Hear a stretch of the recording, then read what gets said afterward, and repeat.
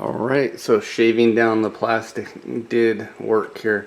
Just keep in mind is there's like a little, you can see it, the back of this that goes up and down. Don't mess with it, but you can see if you shave this down enough, that little piece of plastic protrudes.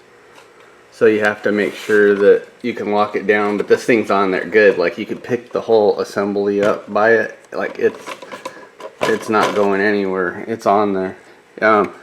What's surprising is this little tab, it kind of locks into a piece of plastic in the back. It's like, it's not perfect like it's supposed to be, but it definitely works. Now I just have to, so you can see where I melted the end, but now I just have to adjust the float. This is already going to work now, but you can see right now it'll hit if I try to. See, this thing is just hitting, so I have to, what I'm going to do is I'm going to take this right here, bend it towards me, like out like this, and then in.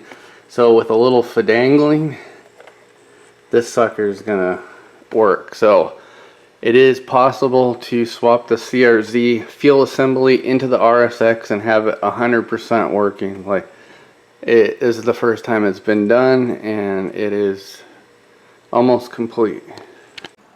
Okay, so now we have a fully functional float. There we go, with the RSX sensor on there. Fully functional. You can see there's just a slight gap. You want it like right around the middle point of here, so about halfway when it sits in the tank. And you also want to mock this up in the tank too, but yeah, this is really cool. This is the first to be done. It took a lot of work, so when you build this thing, you want to build one angle at a time. So you want to bend it one at a time, fit it.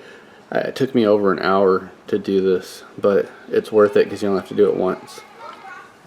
And right here I marked it where it's going to sit in the tank. And then this is where the float is, basically, to match where it's going to sit in the tank. Okay, so you want to test fit it in the tank. It's hard to see, but yeah, there's like a little bump right there. Like, I don't know if I can kind of see it. So there's like a ridge that goes along the tank. It's difficult to get the light in there. Okay, so I'll explain it. There's a ridge inside the tank that goes along there. So if I'm to turn this, I hit it. But if I turn it this way, it's completely, and I marked it right here on the tank, marked it up here, so when I push it down, I can line it up, so I know where the float's gonna stay at. And then that arrow, that little arrow right there, is showing me where the float's pointing. That way it doesn't hit anything.